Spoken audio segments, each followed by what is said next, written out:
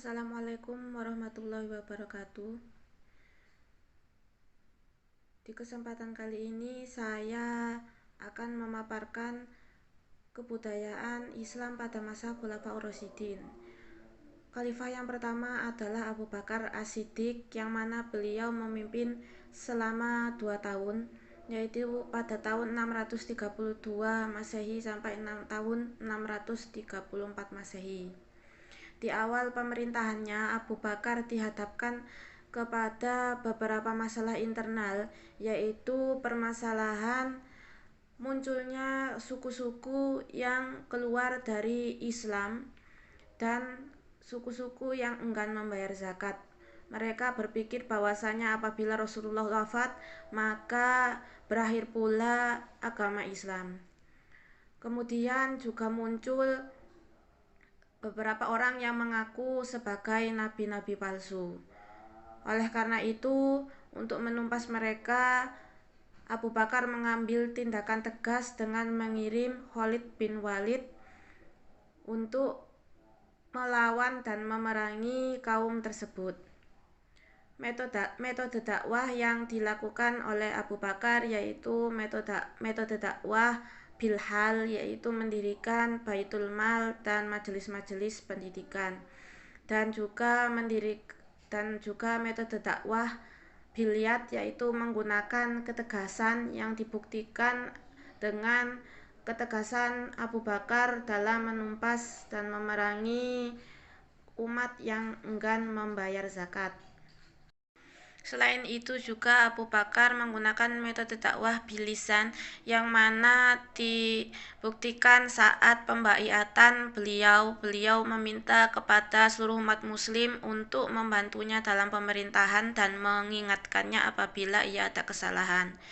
Dan juga beliau menggunakan metode dakwah bitadwin, yang mana dibuktikan dengan dikumpulkannya Al-Quran yang tersebar pada sahabat menjadi satu mushaf. Perkembangan pendidikan di masa Abu Bakar terjadi setelah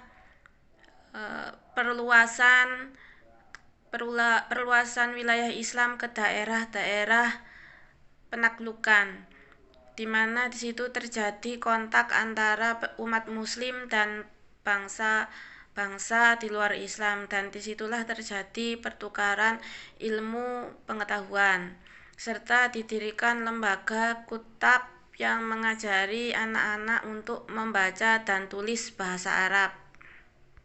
Setelah Abu Bakar wafat, umat muslim menunjuk Umar bin Khattab untuk menjadi khalifah yang kedua. Selama pemerintahan beliau, perluasan Islam semakin dilancarkan dan dilakukan secara besar-besaran, meliputi Jazirah Arab, Palestina, Syria, dan sebagian besar wilayah Persia dan Mesir. Dengan semakin luasnya wilayah Islam, Umar bin Khattab pun membagi daerah-daerah kekuasaan Islam menjadi daerah-daerah yang dipimpin oleh gubernur. Pemerintahan pusat di Madinah yang dipimpin oleh khalifah, sedangkan di daerah-daerah dipimpin oleh gubernur. Kemudian Umar bin Khattab pun merancang undang-undang yang mengatur perdagangan, ukuran dalam jual beli, kebersihan jalan, peradilan, dan lain-lain.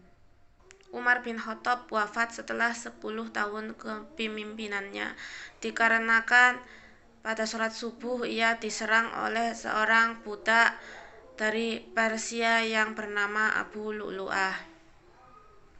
Setelah wafatnya Umar bin Khattab, kemudian khalifah selanjutnya yang dipilih oleh kaum muslimin yaitu Utsman bin Affan. Utsman bin Affan diangkat setelah usianya sudah mencapai 70 tahun. Beberapa dari prestasi Utsman bin Affan selama memerintah menjadi khalifah yaitu melakukan penyeragaman bacaan Al-Quran, yang dimana ketika itu semakin luas wilayah Islam terjadi perbedaan dalam membaca Al-Quran, sehingga Utsman memerintahkan untuk menyalin Al-Quran sesuai dengan bacaan yang telah disusun Abu Bakar. Setelah membuat salinan tersebut, salinannya dikirim ke Mesir, Syam, Yaman, Kufah, Basrah, dan Mekah, serta satu mushaf yang utama diletakkan di Madinah. Dan selain itu, Utsman berjasa membangun bendungan dan menjaga arus banjir yang besar dan mengatur pembagian air ke kota-kota. Beliau juga membangun jalan-jalan, jembatan, masjid-masjid, dan memperluas Masjid Nabawi di Madinah. Dan pada masa Utsman bin Affan, pertama kali dibangun armada laut Muslim yang kuat. Wafatnya Utsman bin Affan disebabkan oleh pengepungan yang dilakukan oleh pemberontak dan berujung dengan pembunuhan khalifah tersebut. Setelah terbunuhnya Khalifah Utsman bin Affan, kemudian ditunjuklah Ali sebagai khalifah berikutnya. Pada masa pemerintahan Ali bin Abi Thalib mengalami banyak gejolak, yaitu salah satunya adalah tuntutan dari keluarga Utsman bin Affan untuk mengusut siapa pembunuh Khalifah Utsman bin Affan. Untuk menstabilkan kembali keadaan negara yang mengalami ketidakstabilan sepeninggal Utsman bin Affan, Ali bin Abi Thalib menerapkan beberapa hal, yaitu mencopot gubernur-gubernur yang tidak cakap dan kemudian menarik kembali harta atau tanah yang dimiliki oleh gubernur-gubernur selama masa Utsman dan dikembalikan kepada Baitul Mal. Kemudian kontribusi Ali terhadap bidang pendidikan yaitu dicetuskannya penyusunan ilmu nahwu, yaitu mana ketika itu Al-Quran ditulis tanpa harokat sehingga terjadi kesalahan dalam membaca Al-Quran.